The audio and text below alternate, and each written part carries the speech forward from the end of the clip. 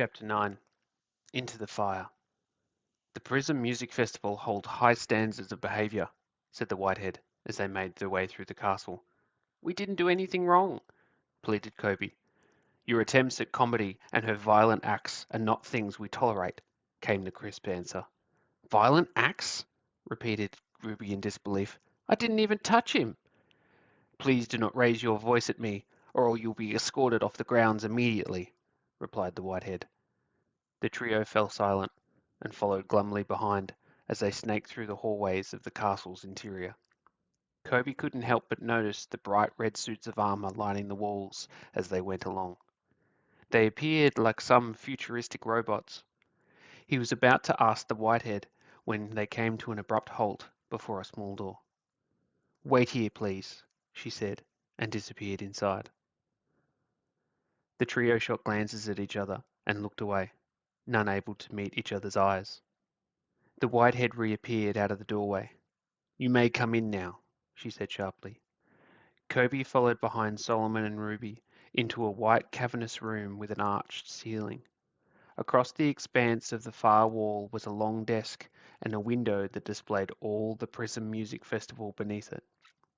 Before the window stood a lone figure. He was dressed entirely in white, but had a different appearance about him. His white attire was that of a suit, tailor-fit to fit his long and slender body. His back was to them as they entered the room. Leave us, he said in a low musical voice. I'll deal with them myself. Kirby had thought he'd heard that voice before as the Whitehead gave the trio a hard stare and left the room. So you're the ones causing trouble, he said with a hint of amusement. I saw what transpired, he said slowly. The Whiteheads relay all that they see. I know all about Ashley. He will be dealt with appropriately, he said with cool certainty. Kobe looked back at Solomon and Ruby. They were both mouth agape, staring at the figure before them. They are a little starstruck, Kobe. Leave them be. It will wear off soon, and I'll be inundated with questions, no doubt, he said with a chuckle. Mr. White? Said Kobe. It's good to see you again, Kobe. Please call me Abe, he said, turning around and beaming a smile from beneath the sheet of glass that wrapped around the top of his face. Ah, wha, scra? Babbled Ruby. Sorry, I didn't catch that, said Abe, moving towards her. Ruby seemed to lose her ability to speak altogether and blushed a scarlet red. You talk when you're ready, young lady. No need to rush it, said Abe with a smile, and turned to Solomon. Same goes for you. The elf nodded vigorously. Abe brought his attention back to Kobe. I'm so glad you're here, Kobe. Truly I am. Today is a truly momentous occasion, he said excitedly. I know you have questions, but first, I have a gift for you. Abe led Kobe to the long table, adorned by various trinkets and papers. He picked up a small round ball the size of a grape and handed it to Kobe. Happy birthday, said Abe happily. Kobe studied the white ball. Thank you, he said confused. It's a fruit you can eat, Kobe. My newest invention. Give it a try, said Abe encouragingly. Kobe tentatively ate the strange white fruit, which was very watery.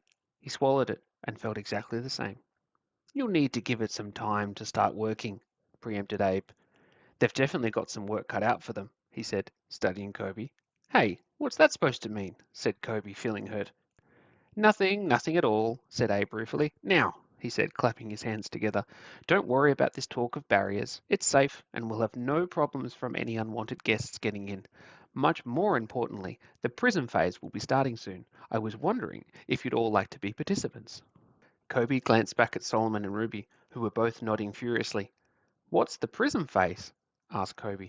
It's my latest creation, a fully immersive reality game. I've actually built it for you, if you can believe that. Now, clapping his hands together once more, please ask me your 3 most burning questions, or else we'll be late. Kobe ignored the strange statement and asked the question that had plagued him his whole life. The voices. Why do I hear voices when I'm around technology? The computer spoke to you about the edges, yes? He asked. Kobe nodded.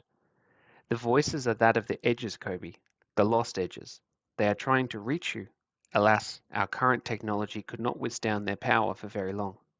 That's why everything has been exploding or melting. It's these edges, not me. Goddess, no, it's not you, Abe laughed. You are a creator of technology, not a destroyer. They are technological marvels capable of connecting and relaying information. Thankfully, the library installed those new ones in the nick of time. Kobe felt as though Abe knew more than he was letting on. He knew he didn't have time to ask more, so moved on to another question. My grandmother. Ah, yes, said Abe, growing serious. I thought she may come up. You lived next door to us, but you did nothing about how I was being treated, Kobe almost shouted. You are familiar with blackheads, are you not? Asked Abe calmly. Yes, why? Wait, stopped Kobe. Is his grandmother a blackhead? Said Ruby, catching their attention towards her. The spell is broken, remarked Abe happily. I'm still a little starstruck, admitted Ruby. Why did a blackhead raise Kobe? And did you really live next door? You're going to use up Kobe's questions for him, Abe said with a smile. Yes, Petunia is a blackhead, albeit an older version, and yes, I was next door when I was allowed to be.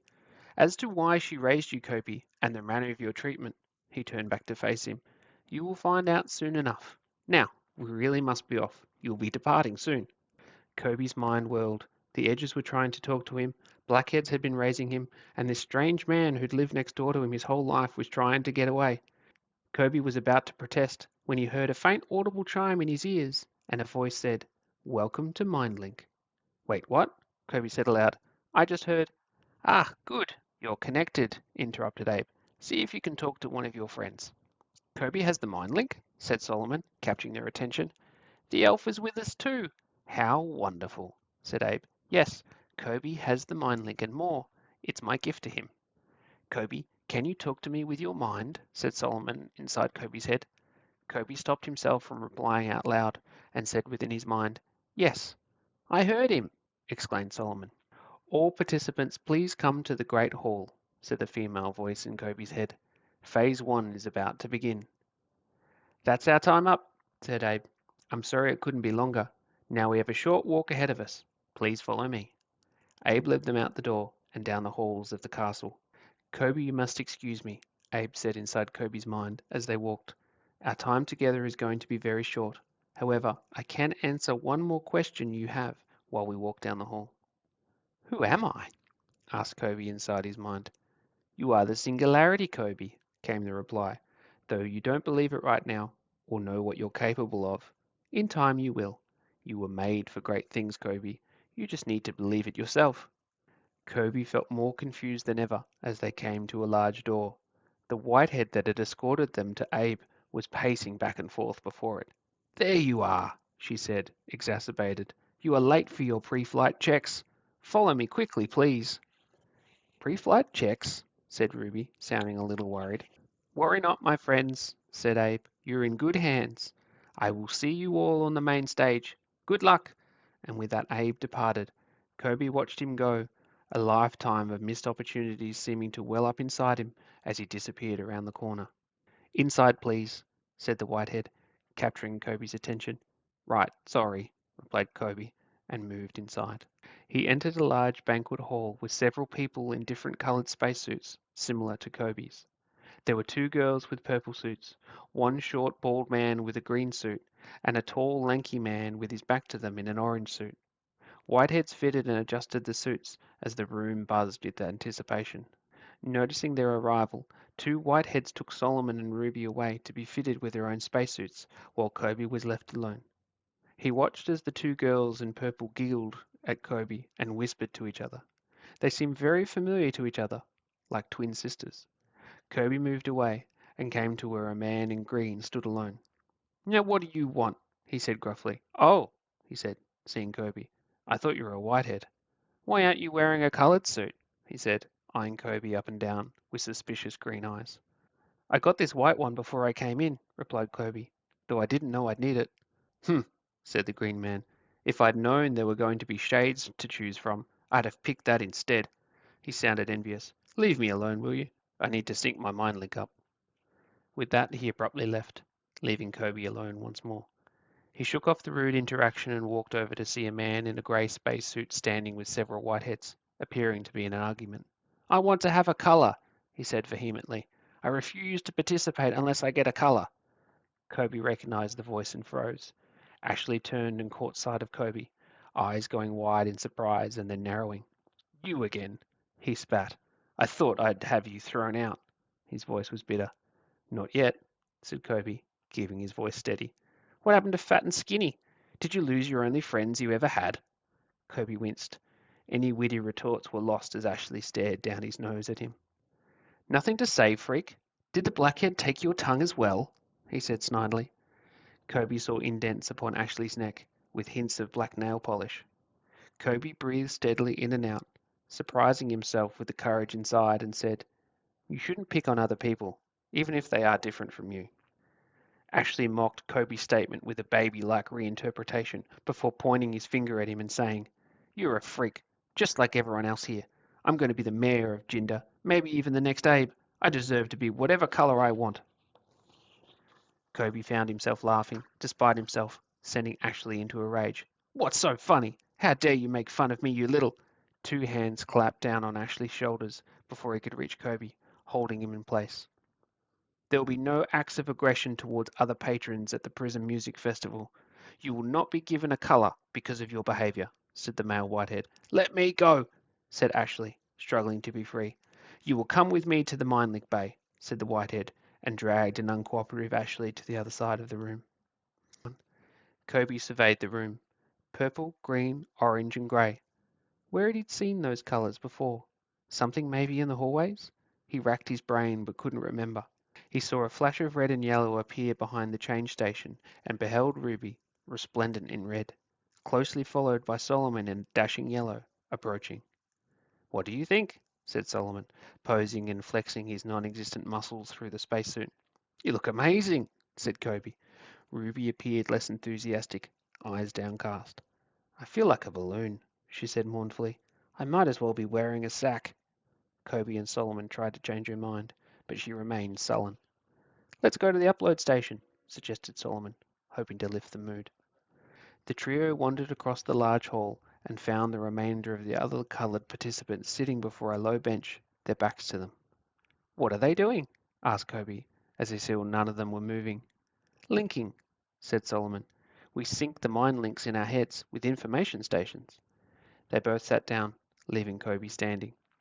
Kobe sat also, and a voice sounded in his mind. We apologize that syncing is not available at this time. He relayed the message to his friends. I guess it's the base version. Will probably take some time to update before you can sync, explained Solomon. We'll be here a while. Why don't you go see if you can find out anything about what we're participating in, he suggested, and closed his eyes, becoming silent. Kobe was about to find a Whitehead when he heard a sound. Hey-ya, said a voice. Kobe gazed all around, but couldn't see anything.